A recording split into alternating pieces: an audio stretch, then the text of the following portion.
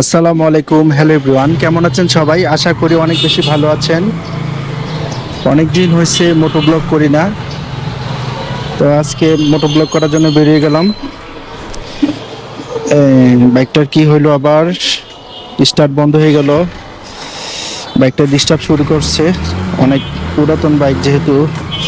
যাই হোক, স্টার্ট হয়েছে ফাইনালি, আলহামদুলিল্লাহ। আজকে সকাল সকাল বাইকটা ডিস্টার্ব শুরু করে দিল। জানি না কি আছে কপালে, দোয়া করবেন আমার জন্য। আর বাইকটা যেহেতু পুরান, বাইকটা সার্ভিস করানোর প্রয়োজন। সে একবার যে একটা মেকানিক এনে সার্ভিস করাইছিলাম, এরপর থেকে আর বাইকে হাত দেই নেই। তো একটা সময় করে যাব, বাইকের যে ওয়ার্কশপ আছে ওয়ার্কশপে যে বাইকটা সার্ভিস করাবো। আমি এখন উঠে গেছি আদালত প্রাঙ্গণে, যে রাস্তাটি আছে সেই রাস্তাটিতে আমি উঠে গেছি। রাস্তার দীর্ঘ অনেক মাস পরে রাস্তার কাজ শুরু করেছে আদালতের সামনে। এই রাস্তাটা আজকে অনেক মাস ধরে এই অবস্থায় ফালিয়ে রেখেছিল। এখন এই যে নিচের যেই ইটের যে সুটকিগুলো, এগুলো মানে রোলার দিয়ে সমান করেছিল। এতদিন উঁচকুচ ছিল এই জায়গাটা দিয়ে, বিভিন্ন দূর দূরান্ত থেকে মানুষগুলো যেতে কি যে পরিমাণ কষ্টের সম্মুখীন হইতে হয়েছে তা বলে বোঝানো যাবে না, এত পরিমাণ কষ্টের সম্মুখীন হইতে হয়েছে। যাই হোক, আল্লাহ পাক রব্বুল আলামিন যেন দোয়া করে এই রাস্তাটা, মানে যত মানুষ গিয়েছে এটার উপর দিয়ে তত মানুষেরই সমস্যার সম্মুখীন হইতে হয়েছে। কারণ এই রাস্তাটা কুমিল্লা শহরের নগরীতে সবচাইতে ব্যস্ততম একটি রাস্তা। এই রাস্তাটা আদালত প্রাঙ্গণের সামনে আজকে দীর্ঘ কতদিন ধরে ফালাই রাখা হয়েছে। মানে কি বলবো, এত ধীরস্থিরভাবে কাজ হয়েছে। মানে তাও এখন কাজ যে হচ্ছে তাও ধীরে ধীরে হচ্ছে, জানি না কেন এত দেরি হচ্ছে। তো যাই হোক, দোয়া করি রাস্তাটা। আরে এটা কি লুবনাপু? আসসালামু আলাইকুম লুবনাপু, কেমন আছেন? ওটা নিয়ে ওর স্কুল এখানে। আচ্ছা আচ্ছা, ঠিক আছে লুবনাপু, জ্যাম লেগে গেছে, আমি পরে আপনার সাথে কথা বলবো, ঠিক আছে? আসসালামু আলাইকুম। তো লুবনাপুর সাথে কথা বললাম।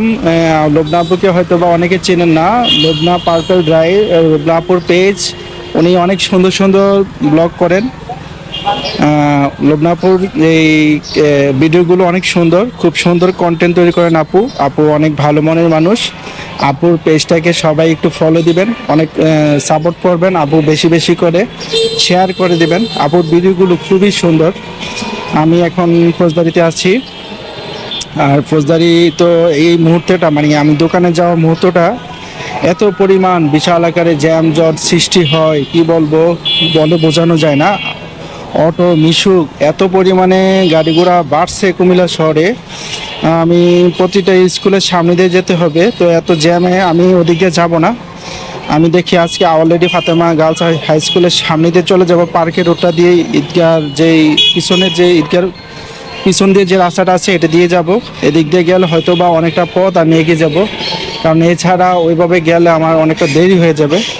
তো আমি দেরি করতে চাচ্ছি না, এভাবে চলে যাব। আমি বর্তমানে আছি কুমিল্লা সিটি পার্কের সামনে। এই যে সিটি পার্ক, এখান দিয়ে চলে যাব কুমিল্লা কেন্দ্রীয় ঈদগার সামনে দিয়ে। আর আমাদের কুমিল্লা শহরটা আসলে খুবই সুন্দর, এত সুন্দর রাস্তার ভিউটা আর ভালো লাগে। জ্যাম না থাকলে আসলে সত্যি অনেক সুন্দর, জ্যাম থাকলে এত ভালো লাগে না। তো আমি এখন সেন্টার ঈদগার যে পিছনে যে রাস্তাটা আছে এই রাস্তা দিয়ে যাব। এটা একটা সিএনজি স্টেশন, এটা যেটা কুমিল্লার বাগা নয়নপুর যাওয়ার যে স্টেশনটা আছে, এখান থেকে এই সিএনজিগুলো ছেড়ে যায়। আর এখন বর্তমানে আমি আছি জিমনেশিয়ামের সামনে, যেহেতু কুমিল্লা স্টেডিয়াম সেন্টার ঈদগার মাঝখানে একটা রাস্তা হয়েছে, আর সাথে আছে একটা সুইমিং পুল। অনেকে জানেন কিনা যায় না, এটার পাশেই সুইমিং পুল। এটা সর্বসাধারণ সবাই এই সুইমিং পুলে আসতে পারে, কোনো সমস্যা নাই। আমি ইনশাল্লাহ কামিং সুন খুব তাড়াতাড়ি এই সুইমিং পুলেরও একটা ভিডিও দেব। যে কোনো একটা শুক্রবারে এখানে আমরা আমার বন্ধুরা সবাই মিলে এসে সুইমিং করব, ওই সময় আপনাদেরকে এই সুইমিং পুলের ভিডিও দেব। তো আমি এখন উঠে গেলাম কান্দিপাড়ে যে মহাসড়ক, যে ব্যস্ততম কুমিল্লার সড়কটা, সেটি দিয়ে উঠছি। বর্তমানে আছি স্টেডিয়ামের সামনে, যাচ্ছি। আরেকটা জ্যাম যদি না থাকে আর কি, জিলা স্কুলটা যদি ছুটি না দেয় তাহলে ইনশাল্লাহ কোনো সমস্যা নাই, খুব তাড়াতাড়ি চলে যেতে পারবো কান্দিরপাড়। আর জেলা স্কুল সম্ভবত আজকে এখনো ছুটি দেয় নাই। আর কপালটা ভালো যে আজকে শুধু ইতনিকে স্কুলটাই শুধু ছুটি দিয়েছে, আর বাকি যে অলরেডি তারপরে মাঝখানে ঈদগার সাথে আরেকটা স্কুল আছে, সেটার নামটা ভুলে গেছি। জেলা স্কুল মোটামুটি এখনো ছুটি দেয় নাই। ছুটি দিলে যে কি পরিমাণ জ্যামজট সৃষ্টি হয়, মানে বলে ভাষায় প্রকাশ করতে পারবো না। তো আজকে কথা বলতে বলতে চলে এলাম কান্দিপাড়ে। আর কান্দিপাড় তো আজকে ফাঁকা ফাঁকা মনে হচ্ছে। যাই হোক, অনেক সুন্দর লাগছে কান্দিপাড়ের ভিউটা গাইস, খুবই সুন্দর লাগে। আর রোদ পড়ছে, কি কঠিন কি পরিমাণে রোদ পড়ছে কান্দিপাড়ে।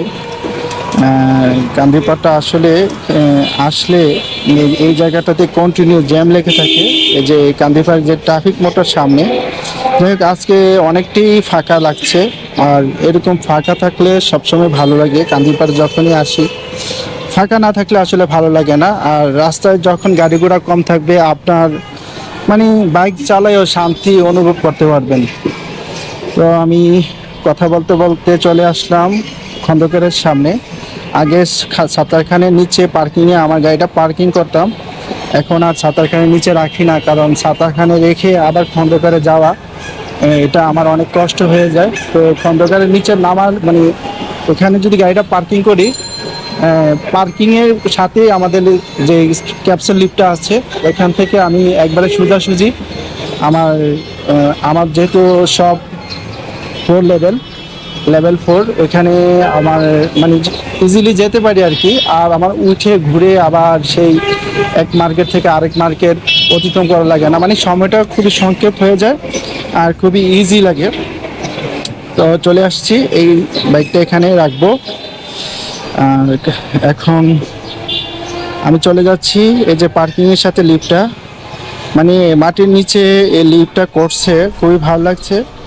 একবারে নিচে চলে আসে। এখন আমি যাচ্ছি 4 তলায়।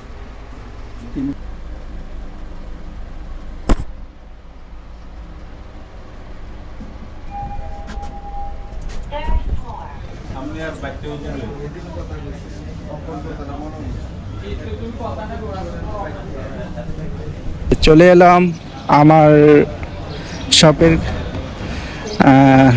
আজকের মতন এখানেই বিদায় নিচ্ছি। ভিডিওটি কেমন লাগলো অবশ্যই জানাবেন। আর ভিডিওটি ভালো লেগে থাকলে অবশ্যই লাইক কমেন্ট শেয়ার করে দিবেন। আজকের মতন এখানে বিদায় নিলাম। সবাই ভালো থাকবেন। আল্লাহ হাফেজ।